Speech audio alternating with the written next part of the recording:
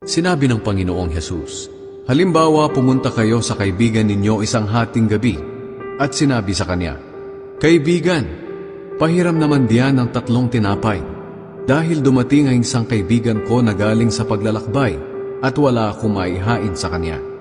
Sasagot ang kaibigan mo mula sa loob ng bahay, Huwag mo na akong istorbohin. Sarado na ang pinto at nakahiga na kami ng mga anak ko. Hindi na ako makakabangon pa para bigyan ka ng kailangan mo. Ang totoo, kahit ayaw niyang bumangon at magbigay sa inyo sa kabila ng inyong pagkakaibigan, babangon din siya at magbibigay ng kailangan ninyo dahil sa inyong pagpupumilit. Kaya sinasabi ko sa inyo, humingi kayo sa Diyos at bibigyan niya kayo. Hanapin ninyo sa Kanya ang inyong hinahanap at makikita ninyo. Kumatok kayo sa Kanya at pagbubuksan kayo. Sapagkat ang lahat ng humihingi ay nakakatanggap, ang naghahanap ay nakakakita, at ang kumakatok ay pinagbubuksan.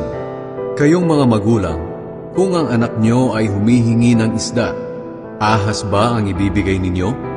At kung humihingi siya ng itlog, alakdan ba ang ibibigay ninyo?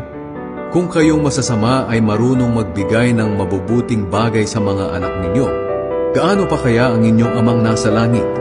Ibibigay niya ang banal na espiritu sa mga humihingi sa Kanya.